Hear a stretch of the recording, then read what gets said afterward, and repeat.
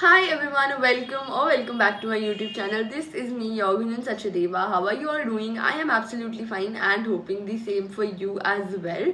So, this video is all about paper presentation tips जो कि मैंने फॉलो करी थी और मैंने अपने टाइम पे जो यूट्यूब पे रिसर्च करी थी और जिन चीज़ों को मैंने फॉलो करा और मेरे सीनियर्स ने मेरे को गाइड करा था और जिन चीज़ों ने मेरे को बहुत हेल्प करी है वो चीज़ें आज मैं आप लोगों को बताने वाली हूँ। वो कुछ होता है ना कि आपको वो चीज़ें सब पता होती हैं बट आपको एक रिमाइंडर की ज़रूरत होती है पेपर से पहले, तो this video is for that work only.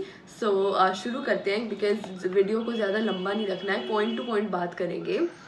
So starting with section wise कि हमने किस तरह से, काफ़ी कमेंट्स आते हैं कि दीदी पहले कौन सा क्वेश्चन करें, कौन से सेक्शन से शुरू करें ताकि टाइम मैनेजमेंट भी मैनेज होती रहे। तो मैंने हमेशा तो वही बोला कि हमेशा पीछे से शुरू करना चाहिए। मेरे को ऐसा लगता था कि आप बड़े वाले जो क्वेश्चंस होते हैं ना उनको आगे कर पाओ, और एमसीक्यूज तो आप हमेशा रीडिंग टाइम में कंप्लीट करके रखो कि एंड टाइम तक अगर आप पीछे से शुरू कर रहे हो और आपके एंड टाइम तक टाइम नहीं भी बचता तो एमसीक्यूज आप ऑलरेडी हल्का सा पेंसिल से मार्क करके रखो ताकि एंड टाइम पे आप जल्दी जल्दी एमसीक्यूज लिख भी पाओ। बड़े क्वेश्चन आप एंड टाइम पे जल्दी जल्दी जितना मर्जी कर लो कंप्लीट नहीं हो पाते कई बार, तो आप हमेशा बड़े क्वेश्चन से आगे स्टार्ट करो। सपोज आपका सेक्शन सी है लास्ट पे जिसमें 5, 5, 6 मार्क्स के क्वेश्चन हैं, तो आपको क्या करना है, सेक्शन सी को हमेशा सेंटर में रखना है। ऐसा नहीं कि इधर रख दिया इधर रख दिया, नहीं, हमेशा सेंटर में सुंदर से लिखना है क्योंकि वो ऑब्वियसली पता नहीं पेपर में अच्छा लगता है और एग्जामिनेशन की चेकर की नज़र उधर ही जाती है।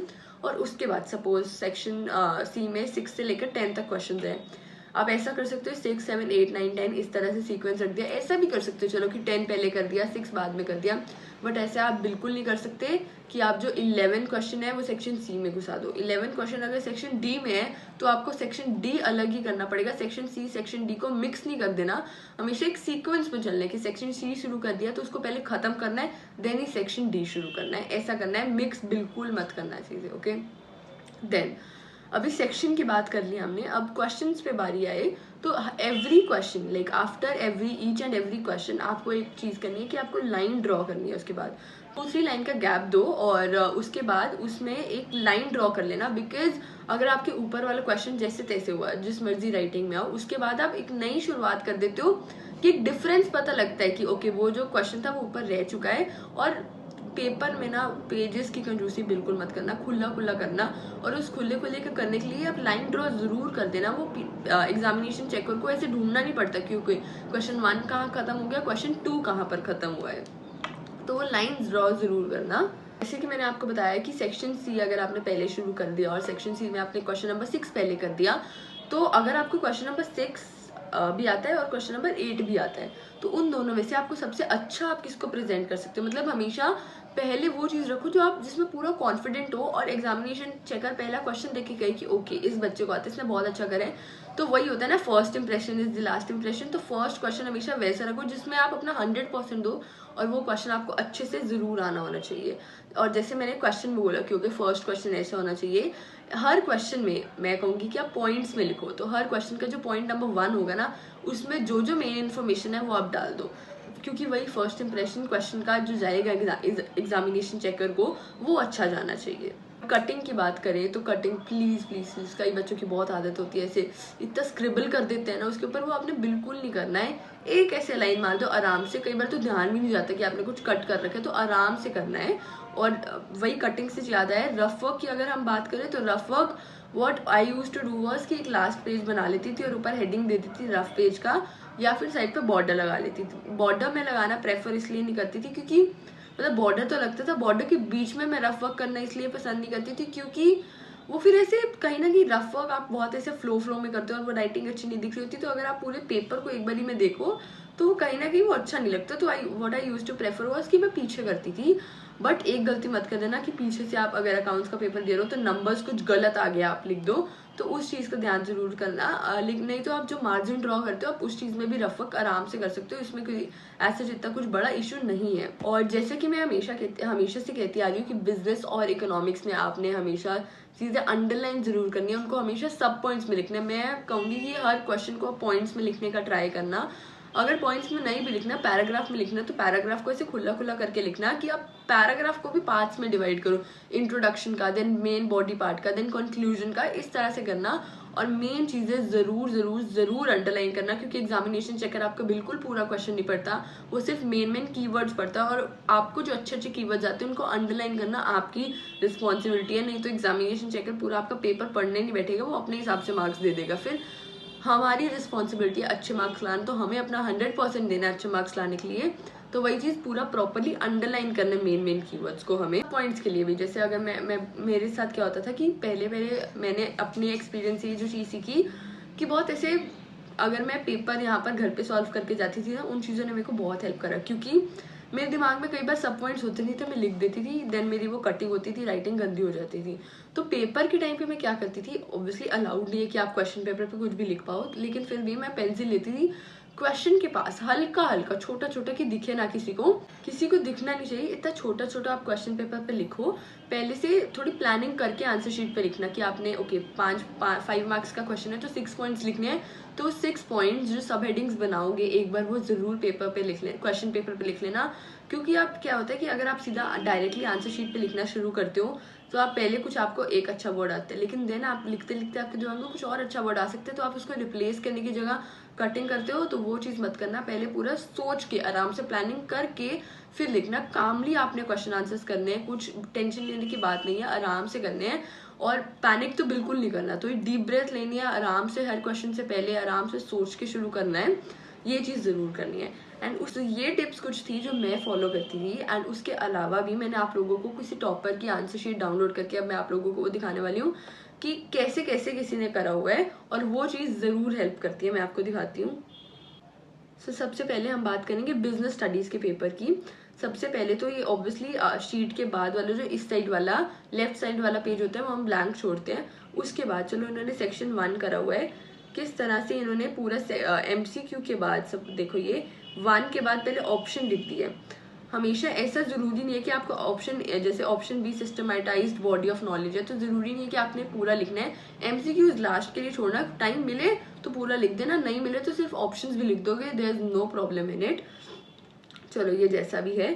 उसके बाद इन्होंने क्वेश्चन, बिजनेस के पेपर में सेक्शन नहीं होते, हाँ 10th अभी मेरे को याद आया कि सेक्शंस बिजनेस के पेपर में नहीं होते, बट कीपिंग दैट असाइड अगर हम इधर देखें तो इन्होंने किस तरह से वर्ड्स अंडरलाइन कर सकते हैं। बुकिश लैंग्वेज जो कीवर्ड्स है ना उनको अंडरलाइन कर रखे हैं, जैसे कि skills, abilities, increased in training, वो सब वर्ड्स को किस तरह से आराम से, और राइटिंग तो चलो अच्छी है, अगर आपकी राइटिंग नहीं भी अच्छी ना, बट वर्ड्स को अंडरलाइन करना बिल्कुल मत भूलना। और इन्होंने हर क्वेश्चन के बाद लाइन मार रखी है, अगर आपने ये चीज़ नोटिस करी हो तो वो चीज़ आप लोगों ने भी करनी है। और कितने वाह यार, आई एम रियली इम्प्रेस्ड, बहुत अच्छे तरीके से पेपर करा हुआ है।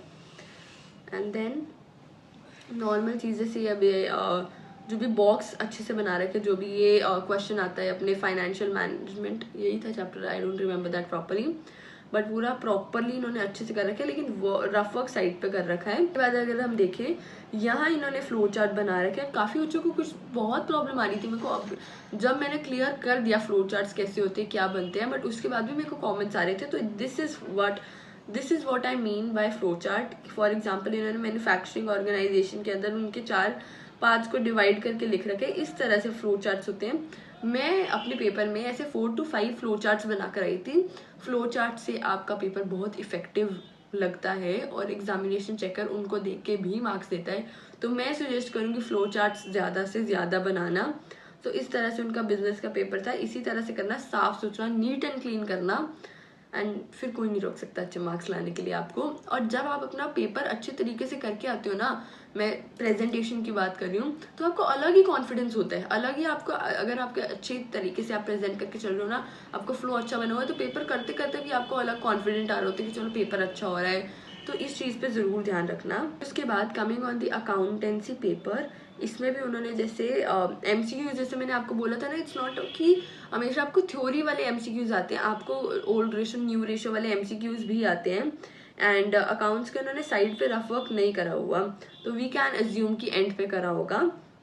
एंड अच्छे से पूरा फॉर्मेट बना रखा है। और अकाउंट्स के पेपर की एक बात जो मैं ज़रूर कहना चाहती थी कि एंड पे अगर हम जाएं तो जर्नल एंट्रीज के नरेशन लिखना मत भूलना, नरेशन लिखो, नहीं लिखोगे तो मार्क्स पूरे कट हो जाएंगे।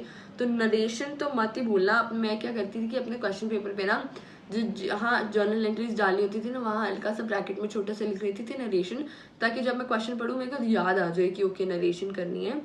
और इधर जैसे इनका एक क्वेश्चन गलत हो गया तो इन्होंने इस पेज पे पूरा ऐसे क्रॉस कर दिया। ऐसे ही करना पूरा, कुछ लिखने मत लग जाना, कांटे कुंटे मत मारने लग जाना, एक हल्की सी स्लैश लगा दी एंड दैट्स इट, कोई दिक्कत नहीं होगी आगे से। सो या ये अकाउंट्स का पेपर था। ऑन इकोनॉमिक्स पेपर, इकोनॉमिक्स के पेपर में भी इन्होंने जैसे न्यूमेरिकल आ गए, तो ये देखो सबसे बेस्ट चीज़ क्या है कि इन्होंने इतना इतना इतना खुला खुला लिख रखा है ना, ऐसे टाइट बिल्कुल नहीं चीज़ें कर रखी, तो वो चीज़ का ध्यान देना। और सबसे मेन इंपॉर्टेंट बात, कोई भी डिफरेंशिएट का क्वेश्चन आए प्लीज़ उसको पैराग्राफ में मत लिखना, प्लीज़ उसको प्लीज़ ऐसे डिवाइडर सा लगा के वैसे ही करना।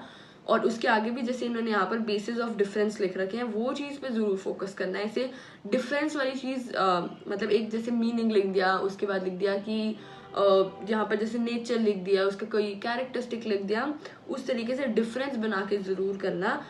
इकोनॉमिक्स की नहीं, मैं बिजनेस की भी बात कर रही हूँ। और जैसे अकाउंट्स में बहुत कुछ जो थ्योरी वाला एक आधा क्वेश्चन आता है उसमें भी ऐसे कुछ डिफरेंस पूछे जाते हैं, प्रोविजन और रिजर्व में डिफरेंस पूछ लिया, उस तरीके से ऐसे डिफरेंस बॉक्स बनाकर ही डिफरेंस करना। एंड बाकी पेपर तो जैसे इन्होंने पॉइंट्स में ही कर रखा है, तो इतनी कोई बड़ी बात नहीं है। जो जो चीज़ें मैंने छोटी छोटी चीज़ें मैंने आप लोगों को बताई, वो चीज़ें को ज़रूर ध्यान रखना। भाई हमारे दिमाग में वो चीज़ें होती है बट पेपर से पहले हम पैनिक करके वो चीज़ें भूल जाते हैं। तो मैं एक ही चीज़ कहना चाहूँगी, आराम से पेपर करना, कोई टेंशन लेने की बात नहीं है, सब हो जाएगा, सब आराम से होगा।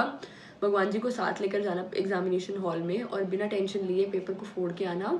एंड आई होप कि आप लोगों की तैयारी अच्छी चल रही होगी और ये वीडियो भी हेल्पफुल लगी होगी आपको। And thank you for watching. मेरी थोड़ी अभी तबीयत ख़राब चल रही है तो करके मैं अपना ऐसे एनर्जी से उतनी वीडियोस नहीं बना पा रही हूँ, बट आई होप कि आप लोगों को वीडियो अच्छी लगी होगी। And don't forget to like share and subscribe to my channel.